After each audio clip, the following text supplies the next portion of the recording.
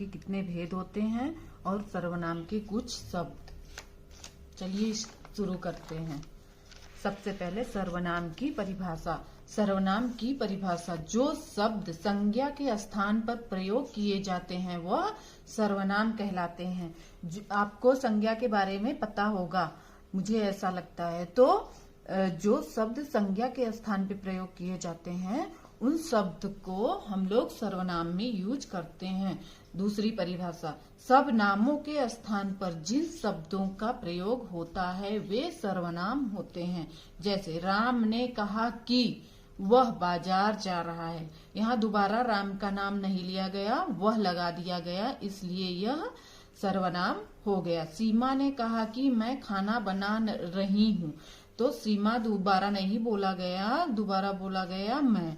जो विकारी शब्द प्रसंग के अनुसार किसी संज्ञा के स्थान पर प्रयोग किए जाएं उन्हें सर्वनाम कहते हैं।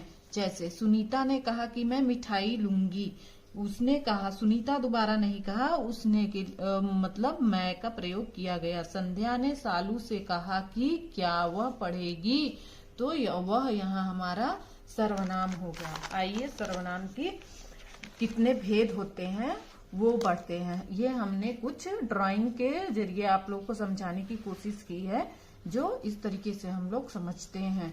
सर्वनाम के कितने भेद होते हैं? 6 भेद होते हैं। पहला पुरुषवाचक सर्वनाम। पुरुषवाचक सर्वनाम में क्या आता है? मैं, हम, तू, आप, ये, वे, वह। और दूसरा होता है निश्चयवाचक सर्वनाम। निश्चयवाचक सर्वनाम में यह, वह, ये, वे आते हैं। तीसरा होता है निजवाचक सर्वनाम। निजवाचक सर्वनाम में अपना, स्वयं, आप, अपने आता है। चौथा संबंधवाचक सर्वनाम, जो, जिसे, सो आता है। पांचवा अनिश्चयवाचक सर्वनाम होता है जिसमें कोई, कुछ होता है। और छठा प्रश्नवाचक सर्वनाम होता है जिसमें कौन, कैसे, क्या होता है। आइए सर्वनाम के कुछ शब्द के बारे में जानते हैं। जैसे मैं हो गया, तुम, वह, यह, इसका, आप, कौन, कोई, तुम्हारा, उसका, कैसे, क्या, आपका, हमारा, हम, कुछ, तू, जो, सो, क्या इत्यादि। ये जितने भी शब्द हैं आपके, ये सर्वनाम में प्रयोग किए जाते हैं। आगे पढ़ते हैं पुरुषवाचक सर्वनाम की परिभाषा के बारे में। पुरुषवाचक सर्वनाम पुरुषों के नाम के बदले आते हैं। पुरुषवाचक से स्त्री और पुरुष दोनों का ही भेद होता है। पुरुषवाचक सर्वनाम सिर्फ पुरुष का ही नहीं है, ये एक पुरुषवाचक सर्वनाम है जिसमें पुरुष और स्त्री दोनों का भेद कराया जाता है। पुरुषवाचक सर्वनाम 3 प्रकार के होते हैं। कौन कौन से होते हैं? उत्तम पुरुष। उत्तम पुरुष, बोलने वाले वक्ता को उत्तम पुरुष कहते हैं। जैसे मैं आपसे बोल रही हूँ तो मैं उत्तम पुरुष में आऊंगी। मैं और हम, ये उत्तम पुरुष है। मध्यम पुरुष। मध्यम पुरुष सुनने वाले श्रोता को मध्यम पुरुष कहते हैं। जैसे तू, तुम, आप। अन्य पुरुष। अन्य पुरुष, अन्य जिसके संबंध में हम लोग बात कही गई हो वह अन्य पुरुष होता है। जैसे हम और आप एक दूसरे से बात कर रहे हैं, किसके बारे में? सर्वनाम के बारे में। तो सर्वनाम इसमें अन्य पुरुष के नाम से जाना जाएगा। इसलिए ये सिर्फ मैं एक उदाहरण दे रही हूँ, ये कोई सर्वनाम उसकी परिभाषा नहीं है। यह, ये, वे, वह सिंपल सी बात है कि हम लोग जिसके बारे में बात करते हैं 2 लोग मिलके, तो अन्य पुरुष हो जाता है।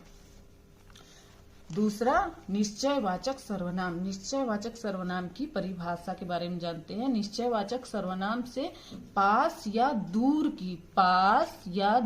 की वस्तु का निश्चित बोध कराया जाता है। इसमें क्या क्या आता है? जैसे यह अच्छा है, ये मेरे पास है तो यह अच्छा है। वह बुरा है, ये अच्छे हैं, ये अच्छे हैं। मतलब पास और दूर की वस्तु के बारे में हमें बोध कराया जाता है, जिसमें ये है सर्वनाम। यह, वह, ये, वे, ये हमारे सर्वनाम के बारे में आते हैं। यह, वह, ये, वे सर्वनाम के बारे में आते हैं। निजवाचक सर्वनाम के बारे में अब जानते हैं। निजवाचक सर्वनाम आप कर्ता के विषय में कुछ बताता है। निजवाचक सर्वनाम आप से होता है पर वह स्वयं कर्ता नहीं होता है। लेकिन वह स्वयं कर्ता नहीं होता है। जैसे मैं यह काम आप ही कर लूंगी, जैसे मैं आपको पढ़ा रही हूँ तो ये काम मैं खुद से ही कर रही हूँ, अपने आप ही कर लूंगी।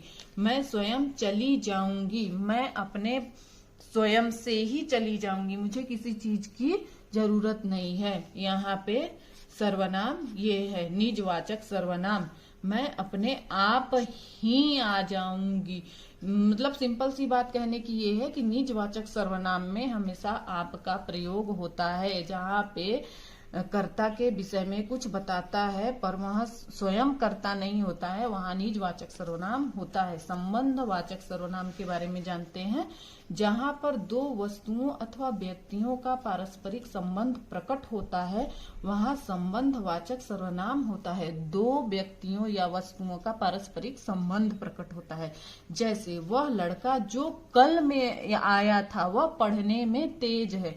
वह लड़का जो लड़का कल आया था हम उसके बारे में बता रहे हैं, लेकिन फिर हमने उसका संबंध उससे जोड़ दिया, लेकिन वह पढ़ने में भी बहुत तेज है।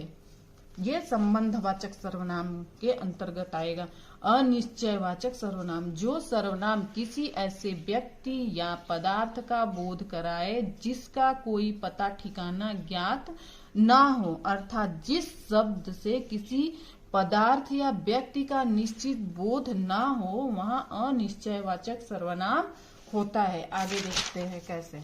जैसे कोई आया था, कोई आया था, पता नहीं है कौन आया था लेकिन कोई आया था, तो यहाँ पे कोई क्या हो गया, अनिश्चयवाचक सर्वनाम हो गया। घर में कुछ नहीं है, हमें ये पता नहीं है कि घर में क्या नहीं है, कुछ नहीं है, लेकिन कुछ नहीं है तो आपका अनिश्चयवाचक सर्वनाम। कुछ दे दो, कुछ दे दो का मतलब कुछ भी दे दो, भूख लगी है या जो भी चाहिए कुछ भी दे दो, लेकिन अनिश्चयवाचक सर्वनाम कुछ भी, कुछ एक पार्टिकुलर चीज नहीं चाहिए, कुछ भी चाहिए, तो यहाँ पे अनिश्चयवाचक सर्वनाम का बोध होता है। प्रश्नवाचक सर्वनाम, जिस सर्वनाम से प्रश्न का बोध होता है उसे प्रश्नवाचक सर्वनाम कहते हैं।